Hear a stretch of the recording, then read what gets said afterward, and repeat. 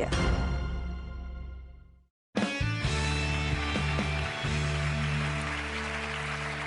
Now, Renee, the mom, believes that Amanda, the daughter's anger may have something to do with the bullying that her daughter suffered earlier in life. Take a look.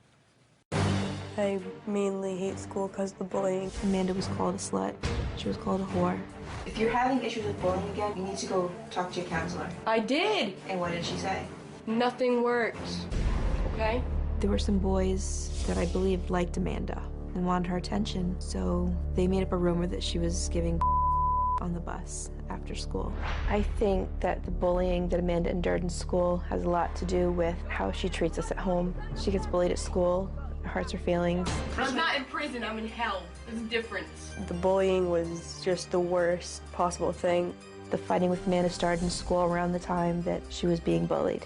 You either threaten me or my family. You bully me, I'm gonna turn around and give you exactly what the hell you deserve. Do you agree that violence isn't a very efficient way to solve problems? I know it's not. And I don't mean in theory, I mean in practice for you. I know it's not. Yeah.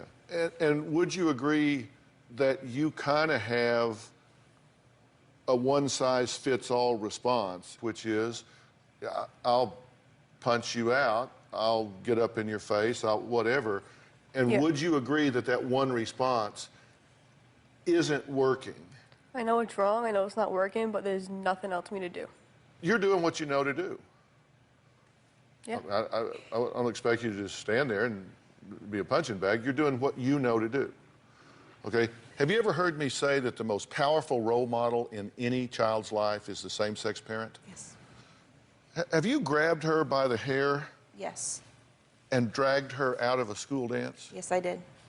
Yeah. That was a couple of weeks ago. She snuck out of the house. She was punished. She wasn't allowed to go anywhere. She knew she wasn't allowed to go anywhere. So I went down to the school, and the principal found her for me, and I saw her. Her back was to me, and her arms were around her friend. And at this point, I was seeing red. I was so mad at her because she snuck out. She's at the school dance. So the first thing I grabbed was her hair. I pulled her back. Once I had her in arm's length, I grabbed her by the arm, and I pulled her out of the dance by her arm.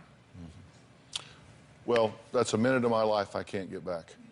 I just sat there listening to you justify walking in. Look, you need to stop justifying things and then telling me you're not. You do it, and then I label it. Oh, no, I'm not saying it's okay. And that's why I said, you just wasted a minute of my life I can't get back. You just said, well, yes, I did. The principal went and found him. And it all ends the same way. You walked into a dance in front of her peer group, you grabbed her by the hair, and you dragged her out of the dance. What the hell are you thinking? Seriously. Seriously, I'm not excusing her behavior. Did you hear me tell her? Absolutely unacceptable, not okay, unbecoming, unflattering, inefficient, doesn't work, needs to change. I get it. And you say, well, gee, I wonder where this comes from. Why was she raised by her grandmother till she was 7? Because I worked a lot. I was a young mother. I always worked 2 jobs. So my mother watched her a lot for me. There was even a point where I was going to school all day, working all night. So she was my babysitter. She's more than your babysitter. She raised your daughter. She did. So don't call her a babysitter. She raised your daughter. What, are you kidding me? She did. And you may think, boy, this is going badly. I brought her in here to get fixed, and he's kicking my ass. That's not the deal. I'm trying to tell you the truth. Somebody needs to give you a wake-up call. You have this little girl, and she's raised by somebody besides you till she's 7. Then you take her back.